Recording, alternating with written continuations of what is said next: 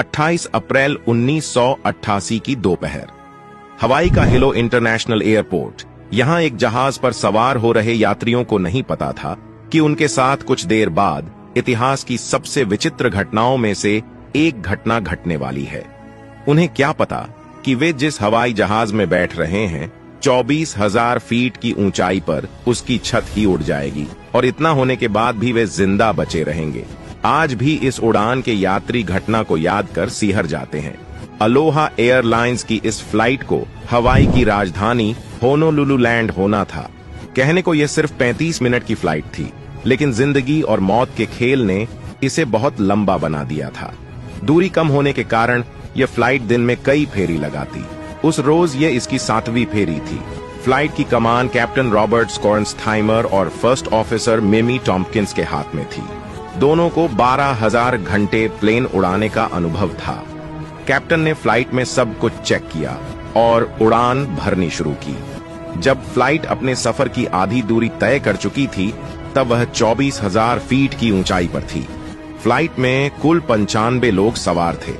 इसी दौरान 1:48 पर जब सभी यात्रियों को ड्रिंक सर्व की जा रही थी, तभी सबको अचानक एक जोर का झटका लगा।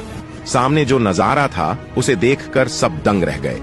प्लेन की बॉडी यानी फ्यूसलेज का एक हिस्सा हवा में उड़ गया था। प्लेन की पहली से छठी रो तक की छत और दीवारें गायब थीं। स्वाभाविक है कि इतनी ऊंचाई पर अगर प्लेन की छत ना हो तो लोग बाहर की ओर खींचने लगेंगे। लेकिन गनीमत यह रही उस समय सबने सीट बेल्ट बांधी हुई थी, क्योंकि सफर सिर्फ 35 मिनट का ही था। अगर सीट बेल्ट ना बांधे होते तो सभी हवा में उड़ जाते। हालांकि चुनौतियां अब भी बनी हुई थीं। सबसे बड़ी परेशानी थी ऑक्सीजन की कमी। प्लेन में ऑक्सीजन मास्क तो थे, लेकिन वे छत में लगे होते हैं और छत गायब थी। देखते ही देखते लोग घुटन महसूस करने लगे। दूसरी ओर जब लोगों ने पता किया कि क्या प्लेन का कॉकपिट बचा हुआ है, पाया कि कॉकपिट तो बचा है, लेकिन सिर्फ फ्लोर के एक टुकड़े से जुड़ा हुआ। उसका दरवाजा जाम हो चुका था। अब सवाल यह था कि क्या पायलट जिंदा है? अगर नहीं तो सबका मरना तय है। इसी दौरान एक फ्लाइट अटेंडेंट ने लोगों से पूछा कि क्या कोई प्लेन उड़ा सकता है। इस सवाल ने सबको बेचैन कर दिया। लेकिन फिर सबने देखा कि प्लेन नीचे जा रहा है, लेकिन गिर नहीं रहा। एक निश्चित गति से ऊंचाई कम हो रही थी, जिसका मतलब था कि पायलट जिंदा है। पायलट कुछ मिनटों में प्लेन को 10,000 फीट की ऊंचाई तक ले आए, जिससे ऑक्सीजन पाने में आसानी हुई। फिर एक और समस्या हो गई। प्लेन की बॉडी पर इतना भयंकर जोर पड़ा कि कॉकपिट ही टेढ़ा हो गया। उसे देखकर लगता था कि अब टूटा कि तब। अब प्लेन की कमान पायलट रॉबर्ट स्कॉर्नस्थाइमर के हाथ में थी।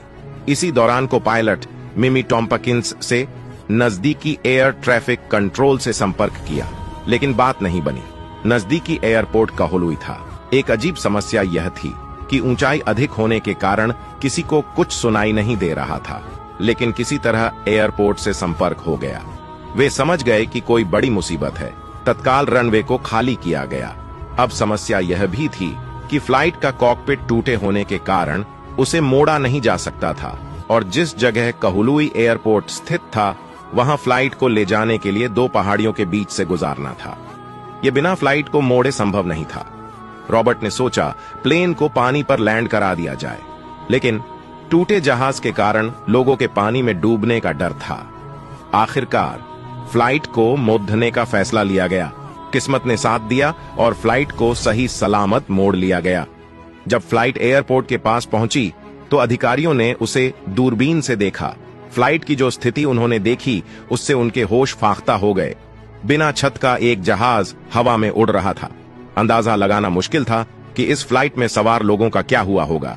आखिरकार पायलट ने विमान तेजी से रनवे की ओर बढ़ाया, लेकिन अभी मुसीबतों का सिलसिला खत्म नहीं हुआ था।